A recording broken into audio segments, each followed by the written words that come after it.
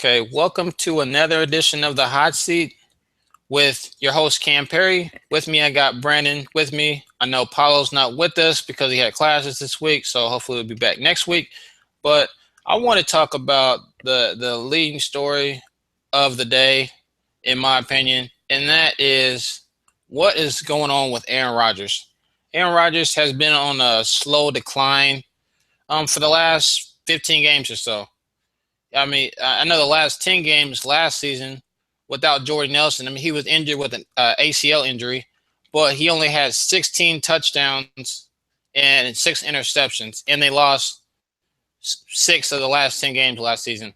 And then this season, he's kind of continued that same trek, but now he has Jordy Nelson, and Jordy Nelson had a decent game against the Minnesota Vikings, but Aaron Rodgers did not look like himself. And my thing is, have we overrated Aaron Rodgers as a quarterback?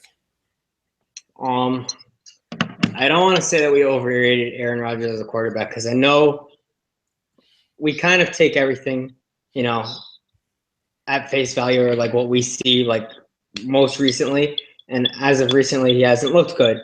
But to say that we've overrated him as a quarterback, I mean, this is a guy that's won multiple MVPs. I mean, he has a Super Bowl under his belt. And I mean, I've seen this guy make any kind of throw on the field that you can ask a guy. I mean, does he look like the best quarterback right now?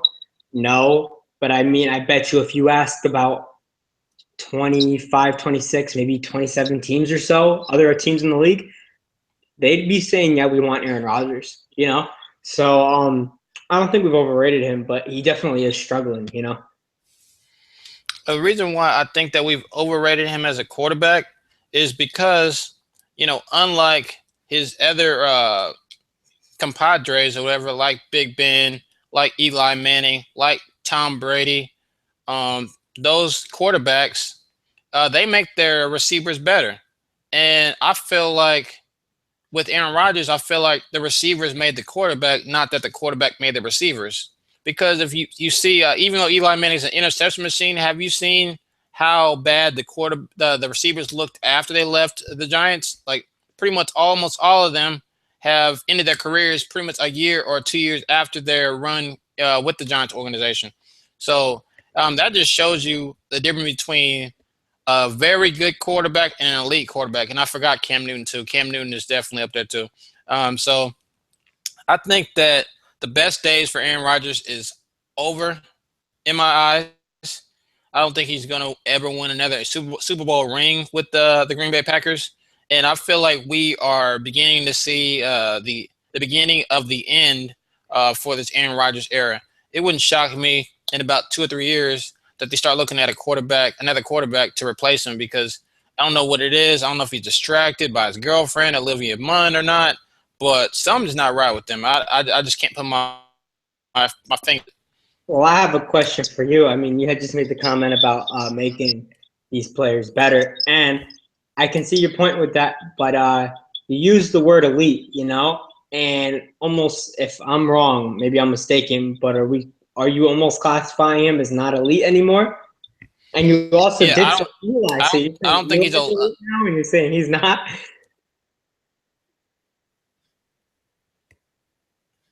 What was that? I was about to say I don't think he's elite anymore. I don't think he's an elite quarterback. Really? No. Damn.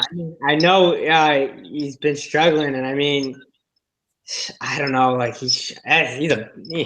like Stephen A. says, man, he's a bad man, and I can't say he's not elite. I know he's struggling, but we'll see. I think he'll pick it up. We could be saying this now, but in 2-3 weeks, he could be putting up some video game type numbers. He'll have a game where he throws for like 400 yards, 5 touchdowns. He just has that kind of skill set. Um, but we can agree to disagree, I guess. And another thing that I saw in the media was J.R. Smith is going to skip the Cavaliers mini camp next week. And this is because the Cleveland Cavaliers still haven't signed J.R. Smith. I was looking on the news. I've been checking every day. I'm like, the Cavs are going to sign J.R. The Cavs are going to sign J.R. And every day I see if they still haven't signed him. And I heard reports that they're so far apart on what JR wants and what the Cavs are willing to offer him. So you being a Cavs fan, I want your take on why they haven't signed JR Smith yet. So you're right on this on the point that they are far apart. JR is looking in the ballpark of about 15 million a year, and Cleveland is not looking to push more than 12 a year. And I mean, this is the same problem last year because just before the season started, JR had yet LeBron was pushing for Cleveland. Oh, they need to sign him. They need to sign him. And it was just before the season started last year where they eventually signed him between what he wanted. And then the thing is with JR, it's like it's not like he's that old yet. You know, he serves a role. He knows his purpose. He's a sharpshooter. And I think one thing that they got a great deal out of from JR this past year that they didn't before, and that they could in future seasons if they keep him, is how much he's improved defensively. Because the job that he did on Klay Thompson in the finals was incredible. I mean, not like he didn't shut Klay Thompson down, but what you have to do with those two types of shooters is get aggressive with them when they're running around the picks. And JR made sure to be aggressive, to be attentive, to be in the passing lanes, to be on top of Carson all the time. So I see him. They're probably going to keep doing the standoff for about another week or so.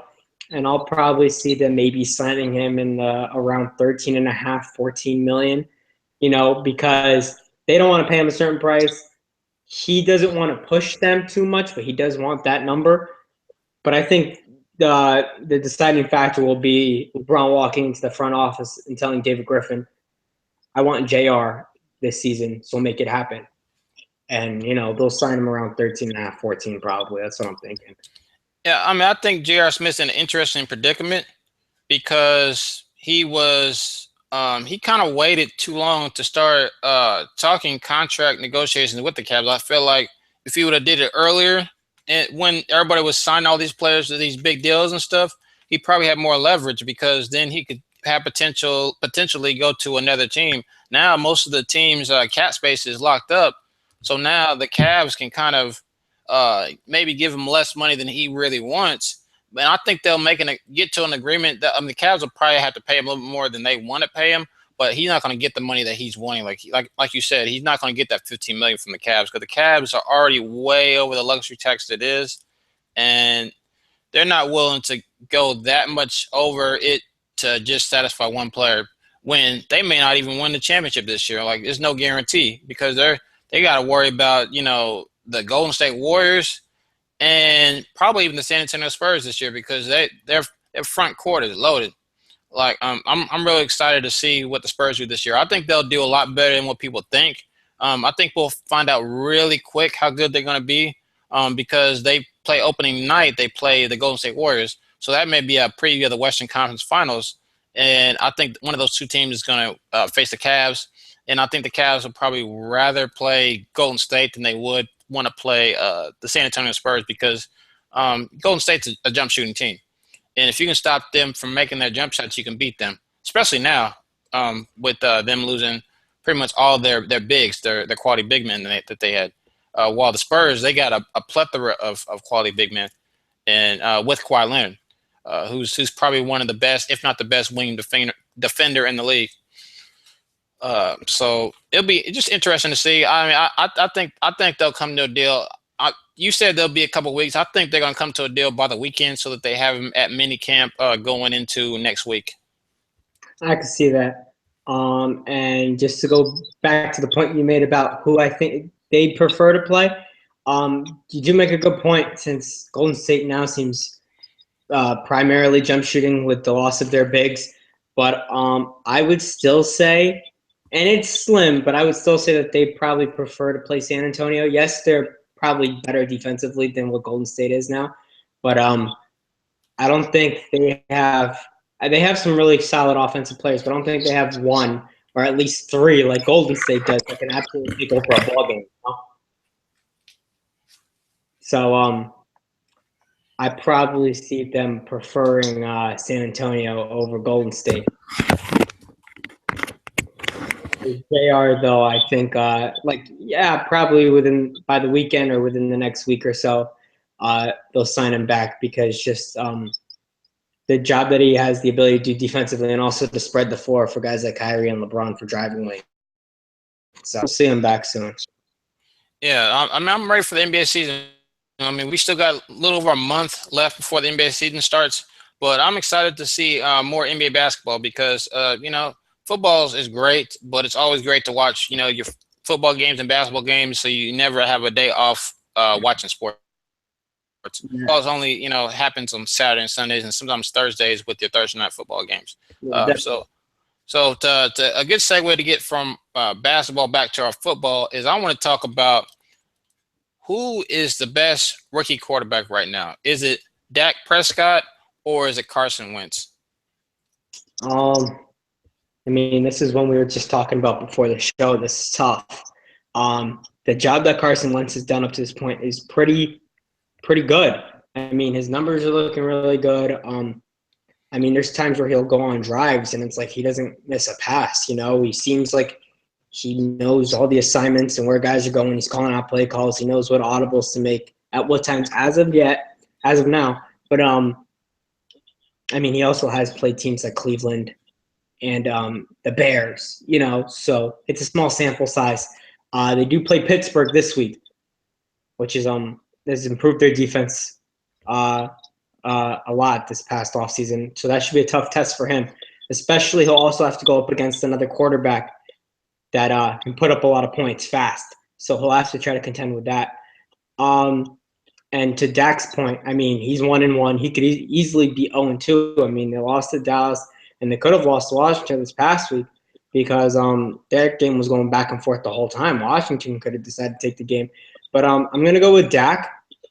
Seems like even though both teams have filled that void they need at quarterback for the time being, I just like Dak because he seems to have that swagger to him that I guess you need as a Dallas Cowboy. And it seems like the whole team loves him. That offensive line blocks extra downs, more often than they usually do. They're fighting to try to create space for Ezekiel Elliott.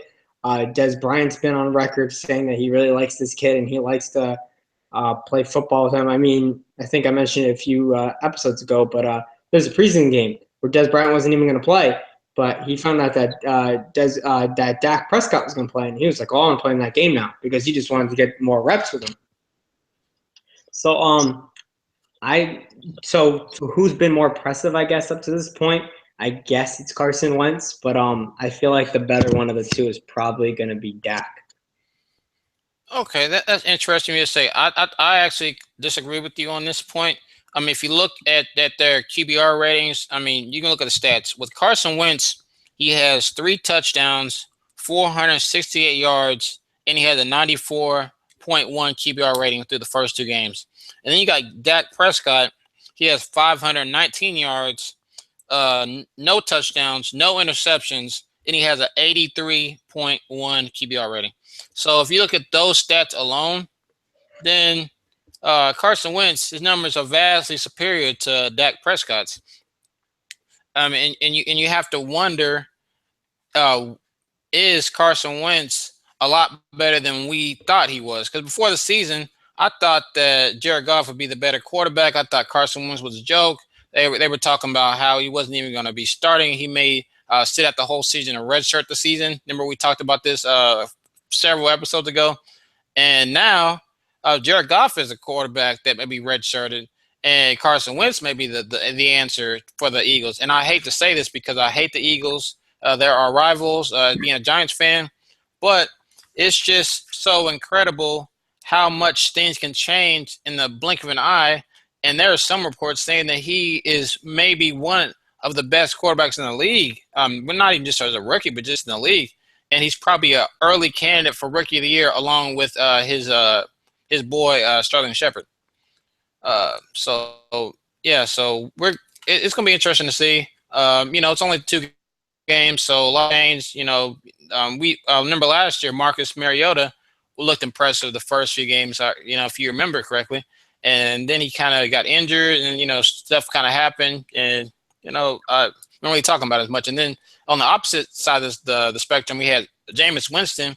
he struggled early on, then he got better as towards the end of the season, and now he's looking, to be a pretty decent quarterback for the Tampa Bay Buccaneers.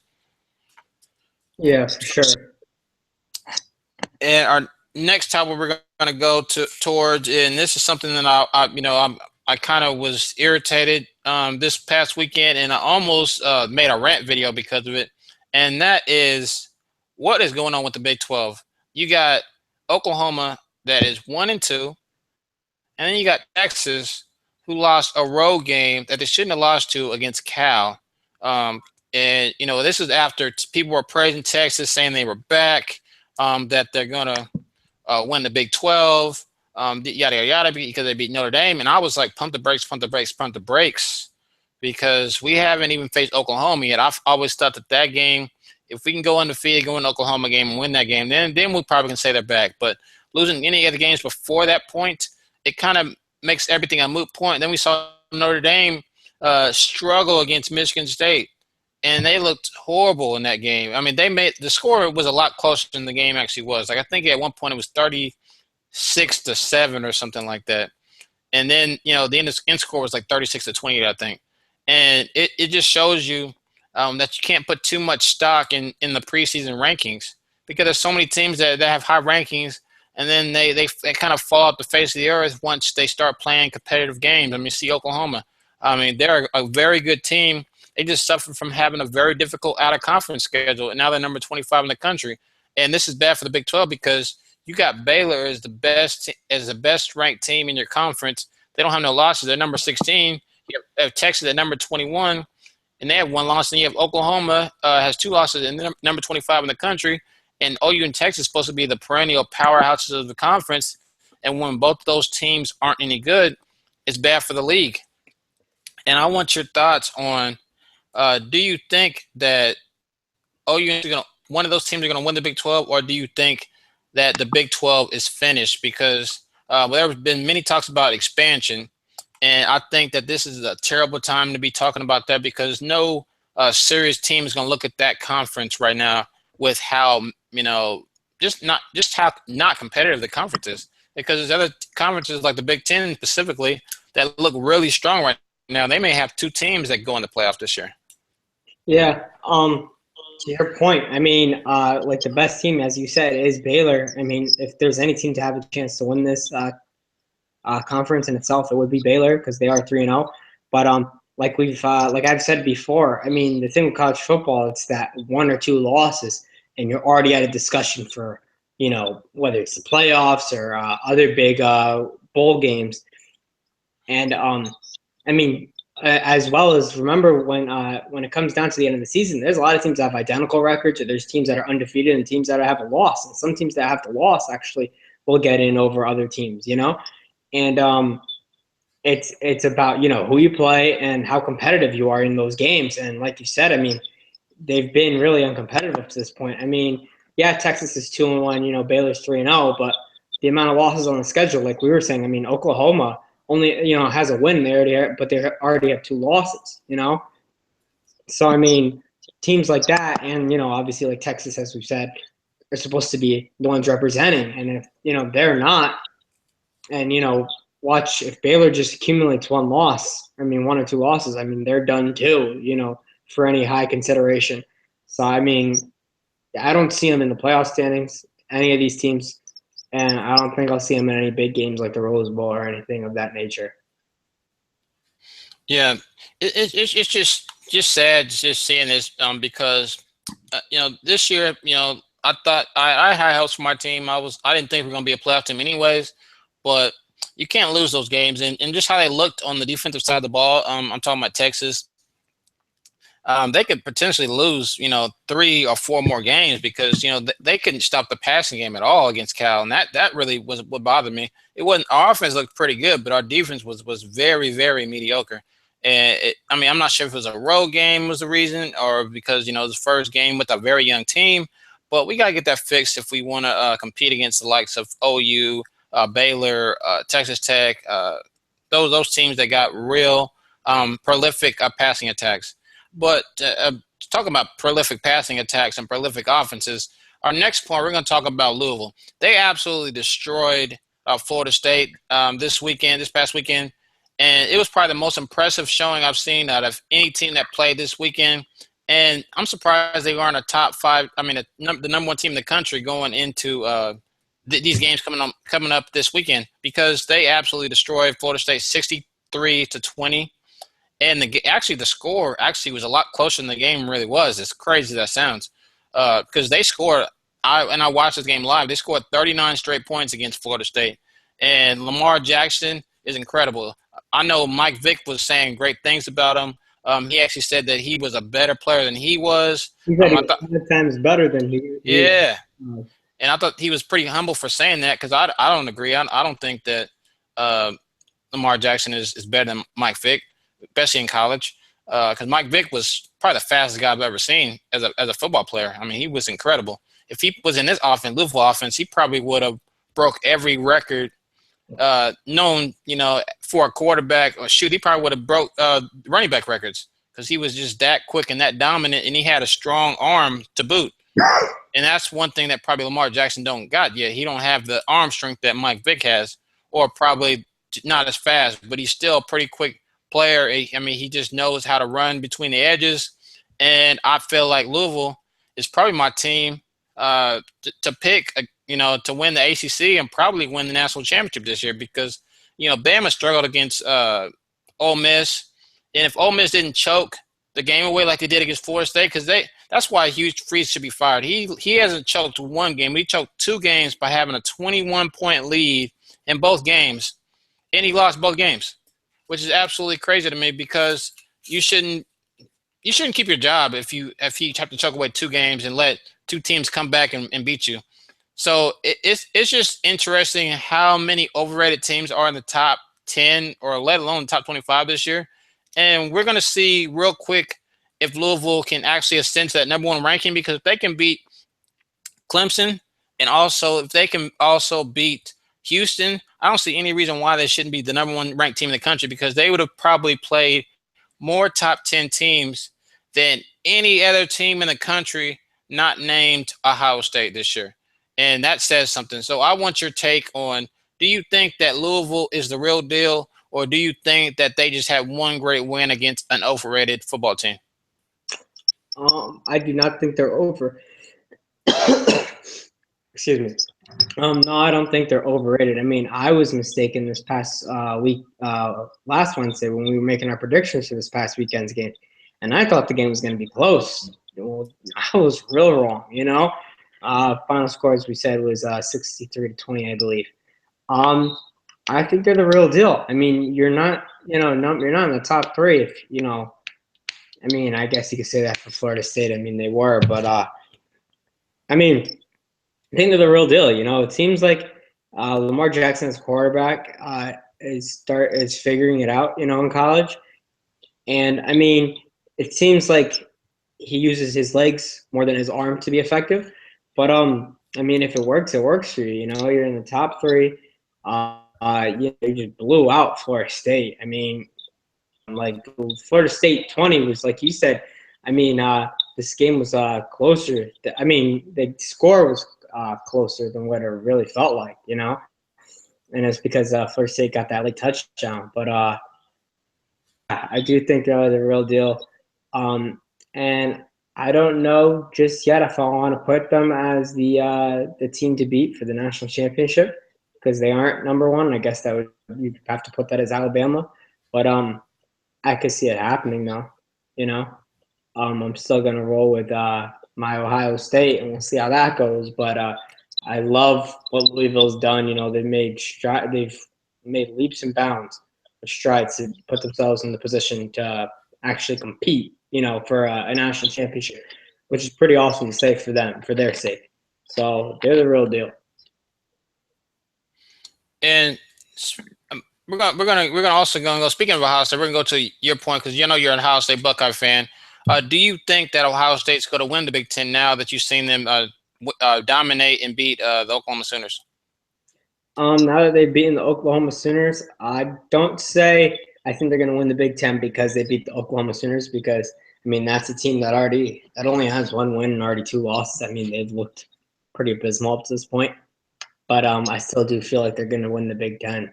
You know, uh, they're playing real aggressive football up to this point. I mean, I haven't had a lot of a chance to watch a lot of their games, but I know they are playing well. And I mean, I feel like Alabama's always going to be in the mix, for number one. They're always find their way up there. But I really feel like that the season's probably going to come down to between Ohio State and Louisville, like what you're thinking.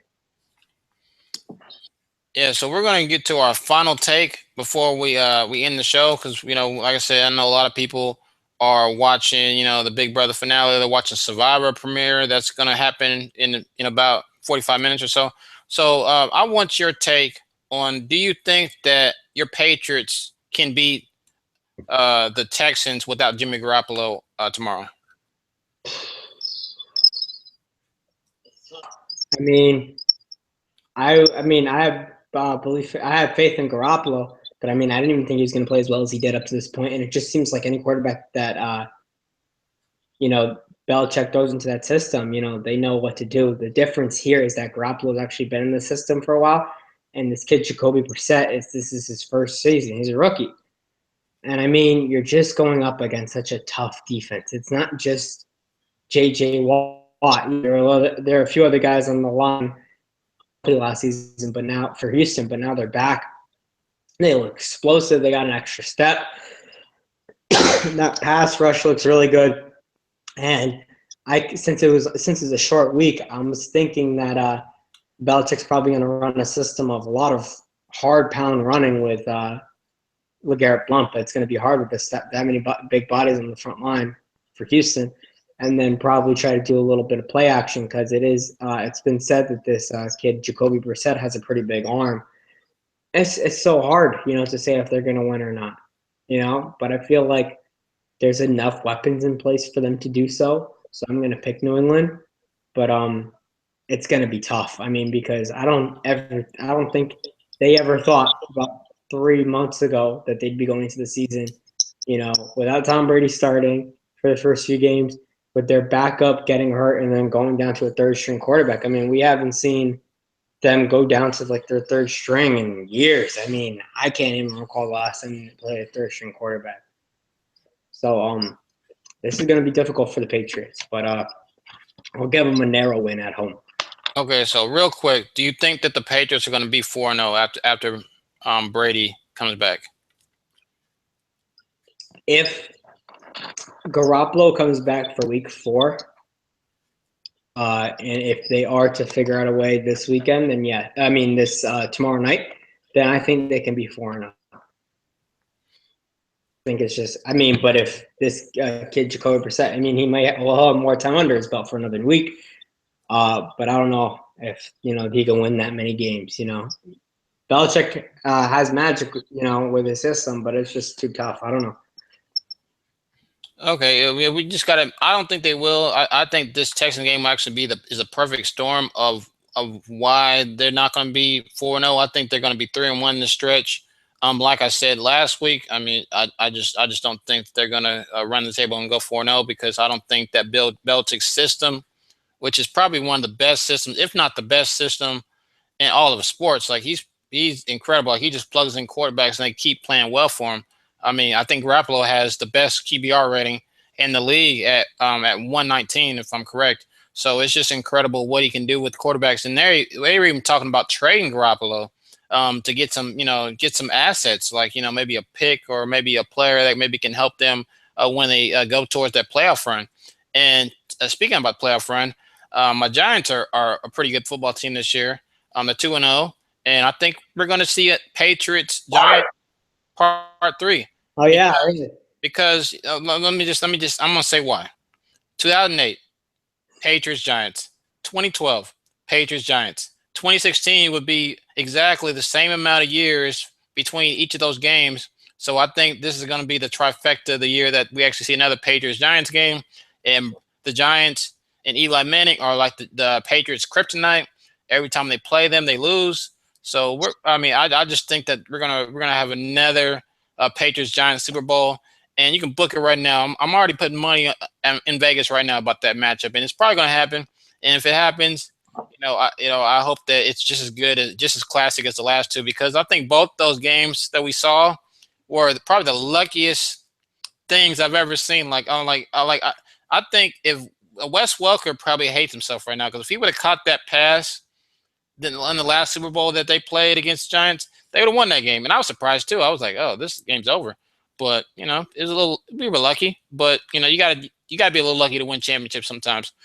So that's my last point before we go.